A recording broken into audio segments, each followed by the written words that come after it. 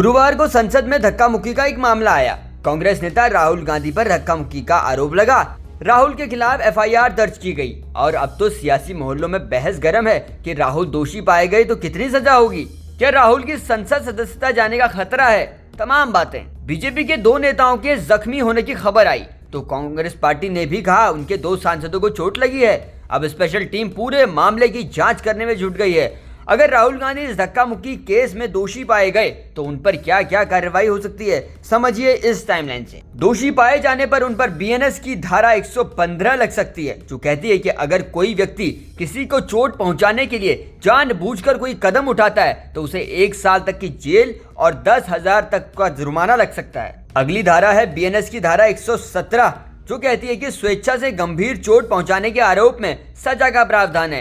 इसमें अधिकतम 7 साल तक की जेल हो सकती है।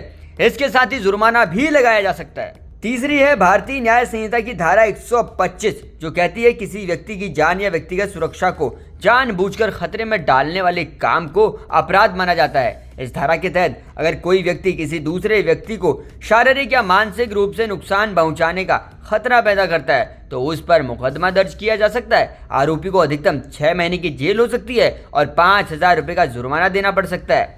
अगर राहुल दोषी पाए जाते हैं तो चौथी धारा है 131, जो कहती है कि किसी व्यक्ति पर गंभीर और अचानक उकसावे के अलावा हमला करने या आपराधिक बल का इस्तेमाल करने पर सजा का प्रावधान है। और 5वीं धारा है भारतीय न्याय संहिता की धारा 351, जो कहती है कि आपराधिक धमकी से जुड़ी है। इस धारा के तहत किसी व्यक्ति को किसी दूसरे व्यक्ति को धमकाने पर सजा हो सकती है। उसे 2 साल तक की जेल या जुर्माना या दोनों हो सकते हैं।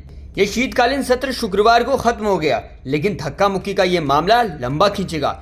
राहुल लपेटे में आए तो उन्हें बड़ी कीमत भी चुकानी पड़ सकती है और मामला जिस तरह से राजनीतिक अंगड़ाई ले रहा है उससे यही लगता है कि कार्रवाई ठोस होगी। यानी अगले कुछ दिनों सियासत राहुल के दोषी होने या न होने को लेकर चलेगी। सियासी मोहल्लों की एक एक खबर हम आप तक सबसे पहले पहुंचाएंगे। बस आप जुड़े रहिए जनसत्ता के साथ और कमेंट सेक्शन में लिखिएगा कि धक्का मुक्की केस पर आप क्या कहते हैं।